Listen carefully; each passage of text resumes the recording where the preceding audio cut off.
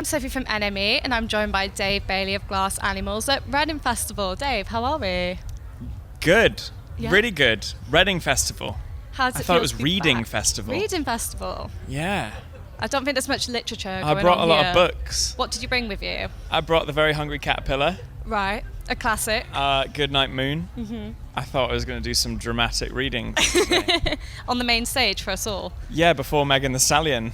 I bet. I was people would curious to love see what that. she was going to read, but if it's not a reading festival, my No. dreams are tarnished. Well, how does it feel to be back here? Really good. I knew it wasn't a reading festival because I came here a lot. It's actually where I met Joe, our drummer, and we hung out here for the first time ever. Mm-hmm. And I remember it distinctly. We were watching LCD Sound System, Right. and I was super thirsty and dehydrated because I'd been raving, and the crowd parted. Yeah. And 50 people away, I saw Joe, and this beam of light falling on his face, and the whole path between us lit up somehow, and we ran towards each other and embraced, and we've been best friends ever since. So is that the chosen one, basically? Yeah. Yeah, it was, that's how I remember it, at least. Yeah. So when you guys played Reading in 2017, you famously had a Reading first and got Pineapples banned from the festival. Yeah. Was there any temptation to bring them back today, given that we're technically allowed pineapples this time? Are we? Yeah, it's not on the ban list. Oh, I was told that they were banned again, Well, so I didn't bring any. how did you feel when they got banned in the first place? Shit. Oh, am I allowed to swear?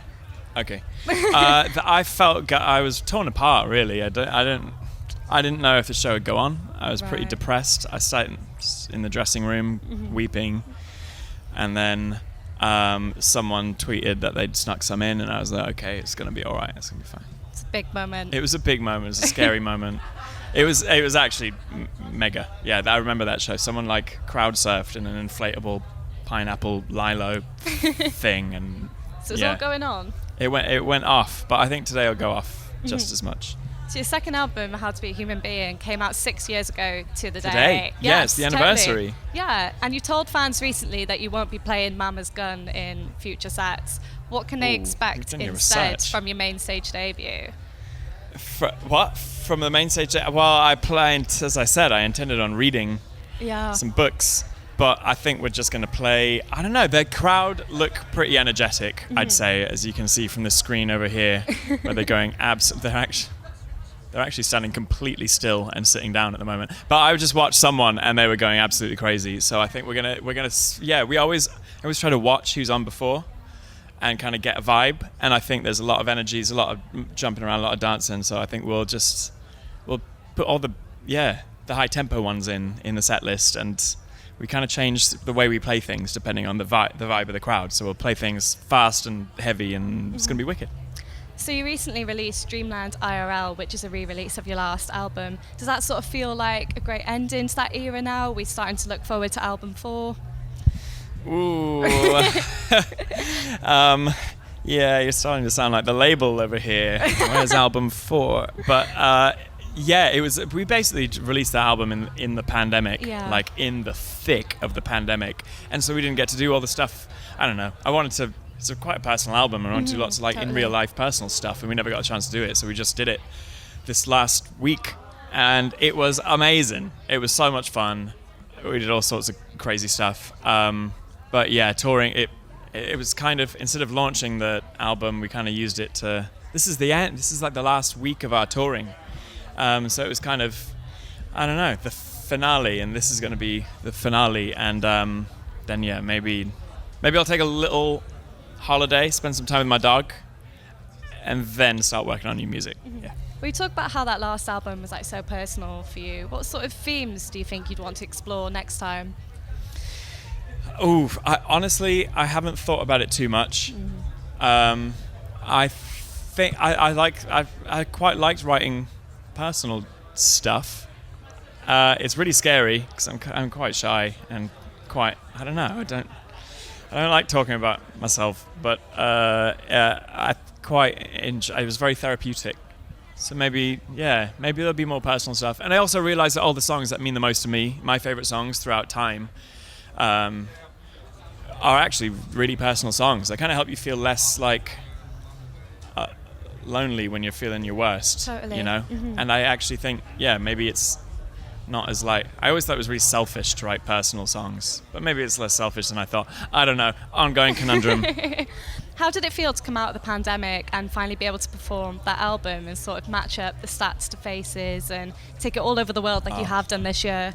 It's really hard to describe. I didn't know what to expect. I thought there'd be this kind of nervous tension because the pandemic was still happening sort of when it was exactly a year ago, actually, we did our first show back after the pancake. Yeah. And I was looking out the crowd and I was like, is anybody gonna like move? Is everyone really nervous to be here? But it was like, I felt like everyone had been in a pressure cooker for a year and a half, and then it was explosive. It was like the most amazing live experience ever. To be honest, all the shows have been absolutely amazing, but those first like 10 were so emotional. I cried after. I get really sweaty, so you can't tell. The tears just like hidden a little bit, just drip into the sweat. Yeah. But it was really emotional because until then it was just email updates and WhatsApp messages. Yeah. But actually seeing people and hearing people sing the songs like that was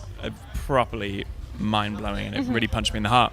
And outside of Glass Animals, you've been working on some super exciting projects this year. You've worked with Florence Welch on her last album, Dance Fever. What was it like to sort of remix and produce some work with Florence and the Machine?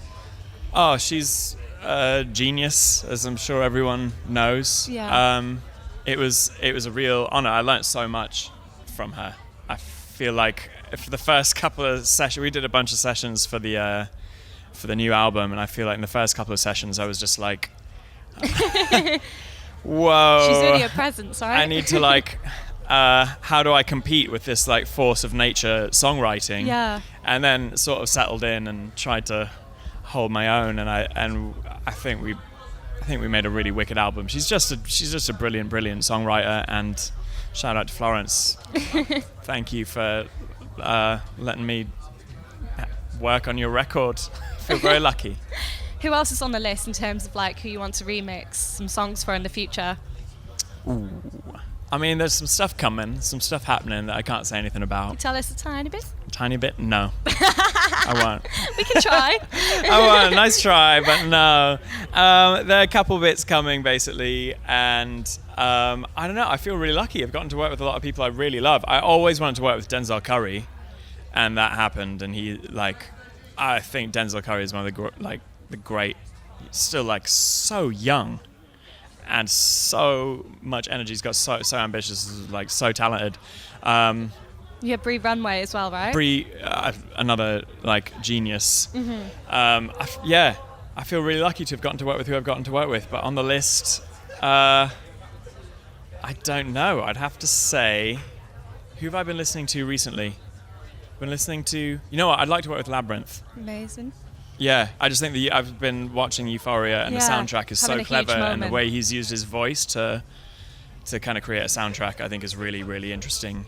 Yeah, that'd be wicked. So look into the future. What else is on the bucket list of Glass Animals? You've had a huge year with a Grammy nomination, Brits, Emmy Awards nomination. What else is there possibly to tick off at this point? I feel like I haven't digested what's happened so far. Yeah. So much has happened. That I feel like I'm like clinging on for dear life. And it's just been different and amazing every day. I feel really lucky. I think what's next is to just sit back and try and absorb it all and let it all sink in. There's nothing to add. I just absorb what's already happened, I think, and then start working. I'm building a new studio at the moment. Amazing. I find spaces really like interesting, so I kind of always try to build like a space before starting to make another record. So I'm working on that at the moment. That's next. Yeah. What's that space look like at the moment?